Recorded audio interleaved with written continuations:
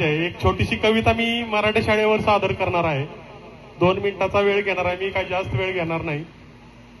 पण सांगायचं एवढंच आहे, सरासरी 20 ते 25 वर्षाच्या पुढचा सगळा वयोगट, मग त्यात कोण वकील असेल, डॉक्टर, इंजिनियर, क्रिकेटर असेल, राजकारणी असतील किंवा लेखक, दिग्दर्शक, प्रोड्युसर, डान्सर, ऍक्टर कुणी असेल, ते जवळपास सगळे मराठी शाळेत शिकूनच तिथपर्यंत गेलेले आहेत, असं माझं तर काय असं आहे.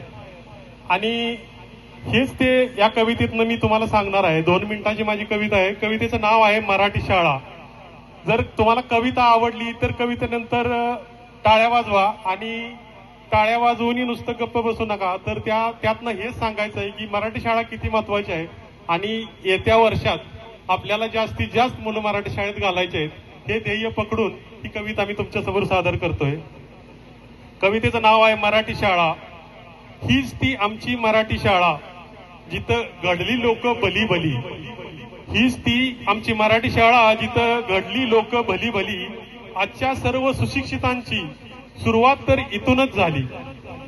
डॉक्टर, वकील, मास्तर, इंजिनियर, लेखक, दिग्दर्शक इथेच घडले. डॉक्टर, वकील, मास्तर, इंजिनियर, लेखक, दिग्दर्शक इथेच घडले. पोलीस, फौजी आणि शास्त्रज्ञ सुद्धा याच 4 भिंतीत शिकून मोठे झाले. 20-25च्या पुढच्या पिढ्या सगळ्या इथेच घडल्या आहेत. 20-25च्या पुढच्या पिढ्या सगळ्या इथंच घडल्या आहेत.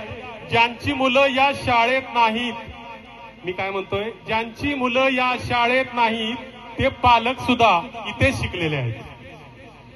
नाही कुठला वायफळ खर्च, नाही बडाई स्कूल बसची. नाही कुठला वायफळ खर्च, नाही बडाई स्कूल बसची.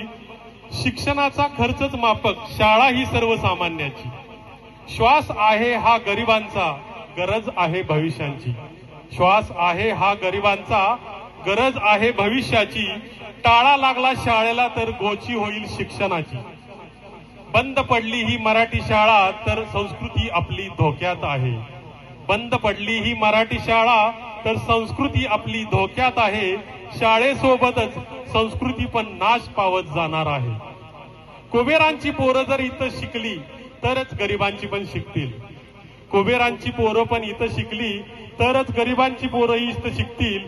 जर कुबेरांनी कानाडोळा केला तर भविष्यात गरिबांची पोरं अडाणी राहतील.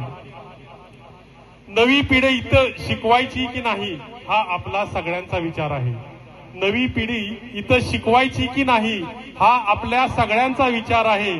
आणि जर विचार डळमळला तर शाळेसोबतच मराठी भाषाही संपणार आहे. शाळेसोबत मराठी भाषाही संपणार आहे.